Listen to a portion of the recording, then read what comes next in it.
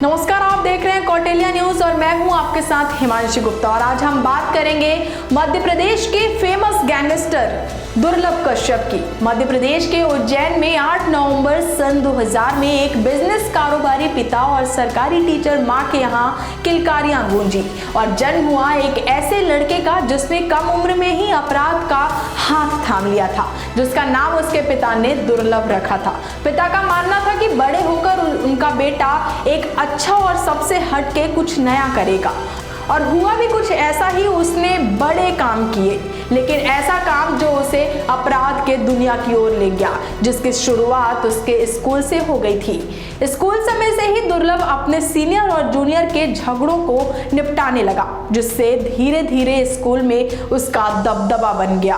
फिर क्या था, स्कूली दादा का खौफ। लोगों में उसका खौफ इतना बढ़ गया कि उसकी उम्र के लड़के दुर्लभ को ही अपना रोल मॉडल मानने लगे, जिसके बाद उसने धीरे धीरे अपने ही उम्र के लड़कों के साथ एक गैंग बना लिया।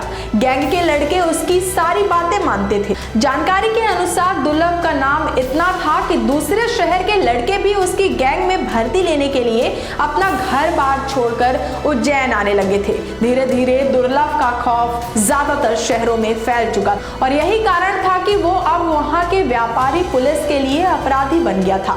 17 साल के उम्र तक पहुंचते पहुंचते उसके ऊपर तमाम आपराधिक मामले भी दर्ज होने की शुरुआत हो चुकी थी, जिनमें फिरौती, जान से मारने की धमकी जैसे संगीन मुकदमे उज्जैन के कई थानों में दर्ज हो चुके थे। महज 18 साल की उम्र तक पहुंचते ही उस पर 9 मुकदमे दर्ज हो चुके थे। ऐसा कहा जाता है कि दुर्लभ को उज्जैन का भाई बनाने में सोशल मीडिया का बहुत ही बड़ा हाथ है। उसने अपने फेसबुक अकाउंट के बायो में लिख रखा था कि वह एक बदमाश है, हत्यारा और अपराधी है। कोई सा भी विवाद हो, कैसा भी विवाद हो, तो उससे संपर्क करे। ऐसे तमाम पोस्ट के जरिए वो और उसके गैंग के लोगों को धमकाने का काम करने लगे। लेकिन कहते हैं ना कि अपराध की दुनिया ज्यादा बड़ी नहीं होती।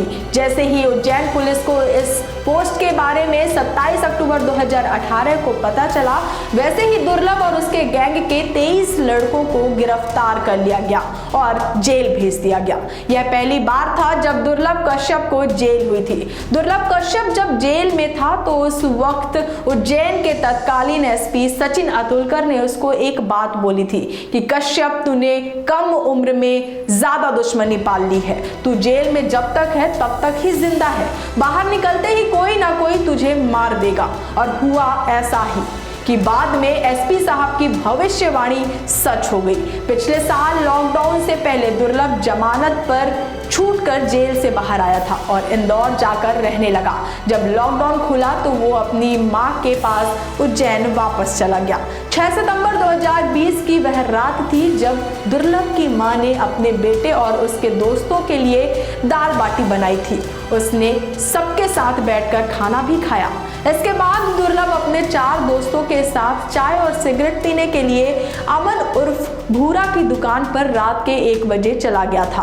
रात के करीब 1:30 बजे थे। वहां पर दूसरी गैंग के शहनवाज, शादाब, इरफान, राजा, रमीज और उनके कई साथी भी उसी दुकान पर पहुंचे। पुरानी दुश्मनी के चलते दोनों एक दूसरे को घूरने लगे और शहनवाज से दुर्लभ की कहासुनी हो गई। फिर क्या था, शाहनवाज और उसके साथियों ने चाकुओं से कश्यप के ऊपर हमला कर दिया।